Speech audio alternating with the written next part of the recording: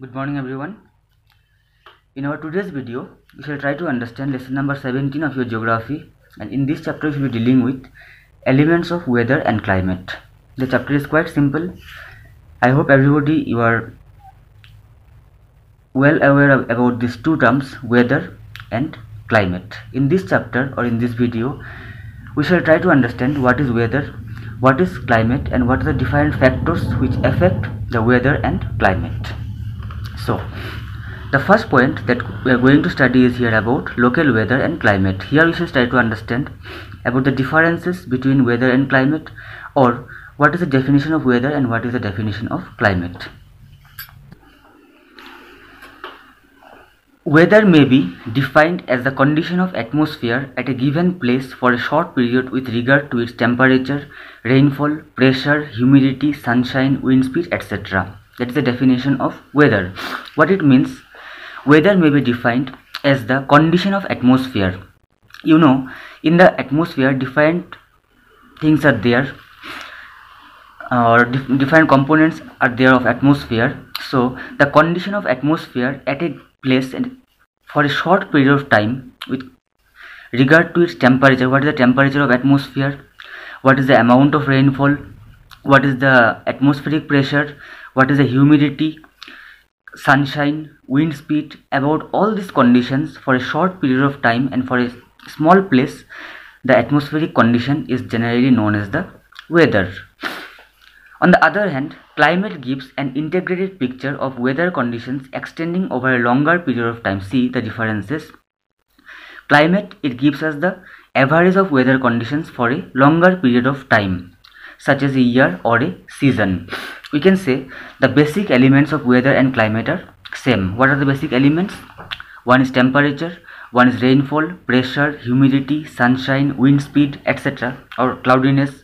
These all are the different factors of weather as well as climate. But the difference is weather, it deals with a short period of time and of a small area, and climate, it gives us the average of weather conditions for a longer period of time and for a large area. For example, you can say the weather of Hapoli and the weather of Zero may be different, but we cannot say that the climate of Hapoli and the climate of Zero is different, because climate, it deals with a larger area for a longer period of time. So that's the simple meaning of local weather and climate. Now, as we already got about the definition of weather and climate, we are going to the next point, that is the different factors of weather and climate. As already explained, the basic elements of weather and climate are same. The difference is only of degree and duration. The first point, or the first factor about of weather and climate is temperature. Everybody knows what is temperature: the hotness or the coldness of a particular body. See, it is written here. By temperature of a body, we mean how hot or cold that body is. Generally, whenever we think about the term temperature, we think it's about the hotness, but in actual sense it is not like that. Temperature does not mean only the hotness, it means hotness as well as the coldness of a particular body is. The temperature of a particular place denotes the degree of hotness or coldness of air at that place. This is I have told you about a particular body, maybe human body or maybe any other things, the hotness or coldness. And if we want to know about the temperature of a particular place, the temperature of a place, it denotes or it means the degree of hotness or coldness of air. How much hot the air is, or how much cold the air is, that is the temperature of a particular place. It is measured by an instrument called thermometer. I hope everybody you have seen thermometer. Thermometer, if we suffer from fever, then I think you have seen the thermometer. Even it is there in your book. Let me show you the picture. You can see here, this is a picture of thermometer, and this thermometer is generally used for measuring the temperature. And thermometer, it is of two types. One is Celsius thermometer, another one is Fahrenheit thermometer. As you can see in the picture, Celsius thermometer temperature, it is shown in 2 degrees. One is degree Fahrenheit, that is in Fahrenheit thermometer. Another one is Celsius, that is shown in degree Celsius. So that's all about temperature. The second factor of weather as well as climate, it is pressure. Here pressure, it does not mean blood pressure. What it means? It means atmospheric pressure. The atmosphere extends to a height of 1600 kilometers. Already it was explained in our earlier chapters that the atmosphere, it extends up to a height of 1600 kilometers from the sea level or from the earth's surface. The different layers of atmosphere exerts pressure on the earth's surface, which is known as atmospheric pressure.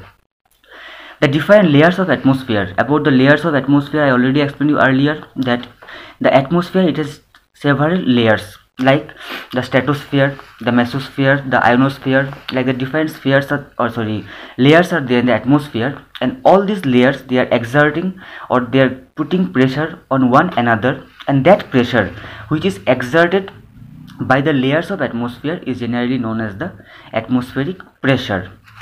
This pressure of the air is measured by an instrument known as barometer.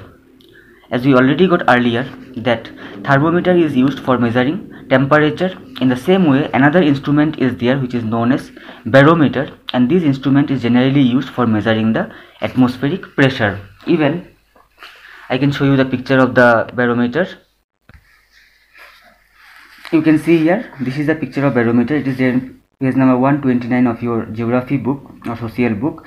This is the picture of Android barometer, and this is generally used for measuring the atmospheric pressure. The third factor is about wind. About wind, we already discussed earlier. The air keeps on moving constantly. You know that the air, it never keeps static. It is always on move. And we can say the air or the movement of air is of two types. It has two types of movement. One is vertical movement, another one is horizontal movement. Vertical movement means either sometimes it may go up or it may be coming down, and horizontal movement means it will be running parallel to the earth's surface.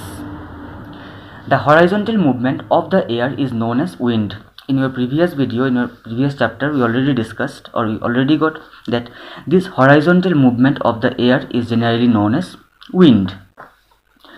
The wind is given different names as per the direction it moves. That also we discussed earlier that wind has got different names as per the direction they generally move. The direction of the wind is measured by means of an instrument known as wind vane. We can measure or we can judge the direction of the wind, from which direction to which direction it is moving. That can be measured by an instrument which is known as wind vane. I hope you have seen the pictures just before some time while showing you the picture of barometer. Still, let me show you once again. You can see here, this is the picture of wind vane, and you can see the arrow mark is here. If we will put it in an open place, whenever the air will blow, this arrow mark will be showing us the direction to which it is moving, and from this we can easily name the wind as per the direction they are moving. The next point is about moisture or humidity. Moisture or humidity, it means the amount of water vapor present in the air. While discussing about the composition of atmosphere in our earlier chapter, I told you that in the atmosphere water vapor is also present, and that the quantity of water vapor which is present in a volume of air is generally known as moisture or humidity. See, it is written here. The word moisture or humidity refers to the dampness or wetness in the air. How much damp the air is, or how much wet the air is, or how much quantity of water vapor is present in the air, that is generally known as moisture or humidity. It denotes the amount of water vapor present in the air at a given time and at a given temperature. So, if we want to know about the humidity of air, we need to know two things. One is a given time, a particular time period will be given, and also the temperature will be given, that during this time to this time the temperature is this much degree Celsius and this much quantity of water vapor is present in the air, and that is generally known as humidity. It varies from place to place and from time to time. Remember, humidity or moisture, it never remains the same. It keeps changing from day to day and from place to place, because it is closely related to temperature. Humidity and temperature are closely related. If temperature is high, humidity will be less. If temperature is less, humidity will be high. And that's the reason why this humidity or moisture, it keeps changing from place to place and from time to time. Well, the last topic of today's video or this chapter is about measurement of rainfall. I am not going in detail about rainfall because we already discussed in the earlier chapter that rainfall is one of the most important form of precipitation. I told you while explaining about the water cycle, that is evaporation, condensation and precipitation. Here we shall try to understand how we can measure the rainfall. Rainfall is the most important form of precipitation. It is measured by means of an instrument called rain gauge. We can say rainfall is generally measured with the help of one instrument which is known as rain gauge. I shall show you the picture also. Rainfall is measured in millimeter. We can say rainfall, it is measured in the unit of millimeter. When we say that 10 millimeter of rain has fallen, we mean that if the rain which has fallen over a level piece of ground had remained there without being lost by evaporation, flowing or seeping into the earth, the height of that water would have been 10 millimeter from the ground. That is a simple measurement of rainfall. Let me show you.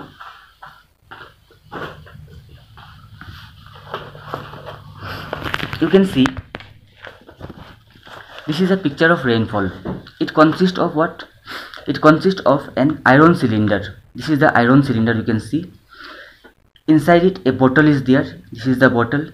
A funnel fitted at the mouth of the bottle. This is the funnel which is fitted at the mouth of the bottle with the help of cork, and a measuring jar. This is the measuring jar. Now, how we can measure the rainfall? When generally it will rain, we shall keep this cylinder in one open place, and the rain water through this funnel will accumulate on this bottle.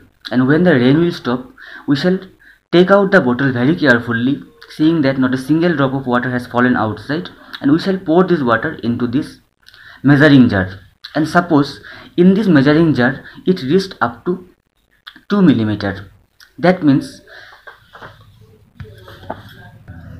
in the measuring jar, if it reached up to 2 millimeter, it means when rain will fall on the plain ground, on a level ground, and it has fallen, if it is not evaporated, if it is not gone anywhere else, and even if it is not seeped into the earth, then when the rain will stop, the level of the water will reach up to the height of 2 millimeter. That is a simple measurement of rainfall.